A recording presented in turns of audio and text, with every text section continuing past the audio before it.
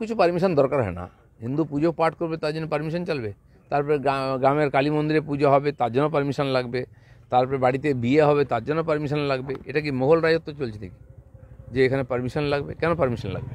Permission না পেলেই বেরিয়ে যাবে। পুলিশকে ইনফরমেশন দেওয়ার দায়িত্ব আমাদের, যাতে আয়োজনে কোনো ডিস্টারবেন্স কেউ না করে বা এখান থেকে না হয়, এটা পুলিশের দেখার দায়িত্ব।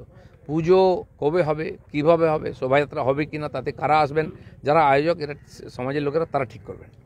অনন্ত মহারাজ বেশ কিছুদিন আগে আলাদা উত্তরবঙ্গ রাজ্যের ডাক দিয়েছিলেন। আজকে উত্তরবঙ্গের 10 জন বিধায়ক, বিজেপির বিধায়ক, তারা দিল্লিতে দরবার করতে যাচ্ছে। উত্তরবঙ্গ কি সত্যি উন্নয়নের আলো পৌঁছচ্ছে? দেখুন, এটা খুব পুরনো ইস্যু। খালি আমাদের লোকেরাও কেউ কেউ বলছেন, কারণ তারা বিভিন্ন আন্দোলন থেকে উঠে এসছেন। কামতাপুরী আন্দোলন, গ্রেটার কোচবিহার, আরও এই ধরনের বহু আন্দোলন, নেপালিদের ওখানকার গোর্খাল্যান্ডের আন্দোলন, এর একটা বড় কারণ হচ্ছে অউন্নয়ন বা তাদেরকে দূরে রাখা। সেই জন্য একসময় সিপিএমের ইত্যাদি ঘাঁটি ছিল, এখন পুরোপুরি লোকেরা বিজেপির সঙ্গে যুক্ত হয়েছেন। কারণ কি? তাদের ধারণা বিজেপি আমাদের ন্যায় দেবে, আমাদের দুঃখের কথা শুনবে, তার জন্য কিছু করবে। সেজন্য বহু বছর ধরে বিজেপি ওখানে ভালো ভোট পায়। তো সেই জন্য সেখানকার সমস্যার সমাধানের চেষ্টা কেন্দ্র সরকার করছে। যত দেখুন রাস্তা মানে ওখানে হাইওয়ে এবং চকচকে, রেল লাইন, ডবল লাইন, দুটো ওদিক থেকে বন্দে ভারত চলছে, অন্য ট্রেন চলছে, এগুলো কেন্দ্র সরকার করতে পারে। মেডিকেল কলেজ হয়ে গেল জলপাইগুড়িতে, ওখানকার এইমস এখানে চলে এসছে, হাইকোর্টের ওখানে যে বিল্ডিং তৈরি হয়ে গেছে, যেগুলো সাধারণ মানুষের জন্য প্রয়োজন, কেন্দ্র সরকারের দ্বারা সম্ভব সেটা করছি আমরা। কিন্তু বাকি পঞ্চায়েত থেকে আরম্ভ করে বাকি উন্নয়ন, শিক্ষা থেকে স্বাস্থ্য, সেই সুবিধা তো রাজ্য সরকারকে দিতে হবে।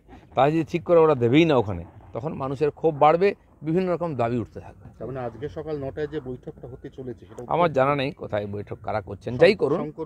নিঃসন্দেহে ওখানকার যারা প্রতিনিধি, তাদের দায়িত্ব আছে, লোক তাদেরকে বারবার বলে যে ভোট দিয়েছি কী জন্য, আমাদের এগুলো হচ্ছে না কেন। জলের পাইপ বিছিয়ে যাবে, হ্যাঁ, জলের পাইপে জল আসবে না। তো রাস্তার জন্য টাকা স্যাংশন হয়ে যাবে, সে গর্তের রাস্তা দিয়ে হাঁটতে হবে, কদিন চলতে পারে এটা?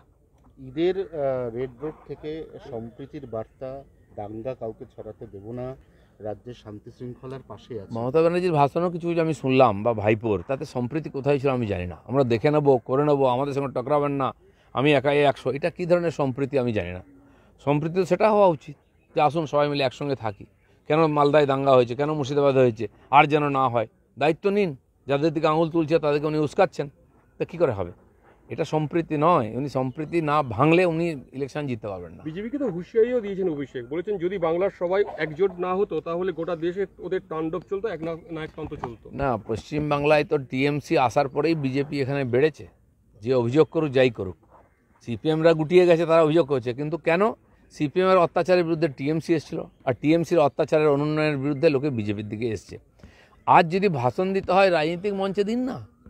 পবিত্র ঈদকে অপবিত্র করে কেন রাজনীতির কথা বলছেন? আমি মুসলমান ভাইদের বারবার বলবো, যে তাঁবেদার নেতাগুলো ওদেরকে নিয়ে এসে রাজনীতি করছে, তাদের থেকে বিচ্ছিন্ন করুন। ইসলাম ধর্ম যদি শান্তির ধর্ম হয়, শান্তির কথা হোক। ওখানে কি অশান্তি করে, অপবিত্র করবে পবিত্র ঈদকে, এই অনুমতি দিলে খালি পাপটা ওর হবে না, যারা দিচ্ছে সুযোগ তাদেরও পাপ হবে। প্রধানমন্ত্রী আবাস যোজনা থেকে শুরু করে প্রধানমন্ত্রীর জনধন প্রকল্প, প্রধানমন্ত্রীর স্বাস্থ্য প্রকল্পের সবথেকে বেশি বেনিফিট বেছে বেছে প্রত্যন্ত অঞ্চলে যে মানুষগুলো পেয়েছে, তার মধ্যে সিংহভাগ সংখ্যালঘু। তাহলে সংখ্যালঘুদের উন্নয়নের কাজটা কে করছে, আর সংখ্যালঘুদের উস্কানির কাজটা কে? দেখুন, যে সাচার কমিটির যে রিপোর্ট ছিল, যে দেশের মধ্যে পশ্চিমবাংলায় মুসলমানরা সবচেয়ে বেশি ব্যাকওয়ার্ড, পিছিয়ে আছে, অন্যান্য সুবিধা থেকে বঞ্চিত, তাদের মানসিক দিক দিয়ে, সামাজিক দিক দিয়ে, আর্থিকভাবে ওরা সব দিক দিয়ে পিছিয়ে আছে। কেন পিছিয়ে আছে এত বছর স্বাধীন হওয়ার পরেও? তার কারণ এখানে যে কংগ্রেস, সিপিএম, টিএমসি রাজত্ব করেছে, তারা কেবল মুসলমানদের নিয়ে রাজনীতি করেছে, কিন্তু তারা তাদের উন্নয়ন করেনি। বেশি দূর যেতে হবে না, আমার এখানে পাশে আমি দাঁড়িয়ে আছি, পাশের গ্রাম আছে, ঘুনি আছে ইত্যাদি, মুসলিম গ্রাম, ঢুকুন আপনি, তারা লাইট লাগিয়েছেন ঈদের জন্য, সাজিয়েছেন, কিন্তু নিচে না তাকিয়ে হাঁটতে পারবেন না, এত বড় গর্ত। মুসলিম পাড়াতে কেন রাস্তা হয় না, কেন উন্নয়ন হয় না, ওখানকার স্কুলটা ভাঙা কেন? কারণ টিএমসি জানে যে আমি কাজ করি আর না করি মুসলমানরা আমাদের ভোট দেবে, তারা বাঁধুয়া আমাদের কাছে, এই ব্লক ভোট। আর মুসলমানরা যদি তাতেই মনে করেন যে যাই হচ্ছে হোক আমরা টিএমসিকে ভোট দেবো, বিজেপির ভয়ে, বিজেপিকে ভয় পাওয়ার কোনো কারণ নেই। বিজেপি তোমাদের ভোটে চায়ও না, কিন্তু তোমাদের সমাজের কথা তো ভাবার দরকার আছে। তো সেখানে যারা শিক্ষিত মানুষ আছেন, তারা পাড়া ছেড়ে অন্য জায়গায় ফ্ল্যাটে থাকছেন, কারণ কি? পাড়ার লোকের উন্নতি চায় না, তারা সুবিধা চান বলে অন্য জায়গায় চলে যাচ্ছেন। তো এত বড় একটা সমাজ এখানে প্রায় 30%-এর বেশি মুসলমান আছেন, তাদের যদি উন্নয়ন না হয়, তাদের এলাকায় যদি উন্নয়ন না হয়, তাহলে পশ্চিমবঙ্গের উন্নয়ন কী করে হবে? এই একটা বিরাট জনসংখ্যা যদি পিছিয়ে থাকে সব দিক দিয়ে, তাহলে বাংলা এগোবে? যত এগিয়ে বাংলা বললে হবে না। কী করে উন্নয়ন করতে উত্তরপ্রদেশে দেখুন। যোগীজি বলেছেন উত্তরপ্রদেশে নাকি মুসলমানদের অত্যাচার হচ্ছে, সবাই বলে। যোগী বলছেন ভারতবর্ষের মধ্যে সবচেয়ে বেশি সেফ হচ্ছে মুসলমান হচ্ছে উত্তরপ্রদেশ। সেখানে মুসলমানরা কী করে আছে, দিব্যি আছে, উন্নয়নের স্বাদও পাচ্ছে, তারা দিব্যি আছে ওখানে, তারা তো কমপ্লেন করে না। আর এখানে ঈদের সময় গিয়ে তাদেরকে ভড়কাবেন, ভয় দেখাবেন, তাদের মধ্যে কিছু মাথা খারাপ লোক আছে গিয়ে ঝগড়া করবে, হিন্দু পাড়ায় অত্যাচার করবে, দেখাচ্ছেন যে আমরা আছি সঙ্গে, যা ইচ্ছা করে নাও, কেউ কিছু করতে পারবে না। এই রাজনীতি থাকলে পশ্চিমবঙ্গ কোনোদিন এগোবে না। চলো।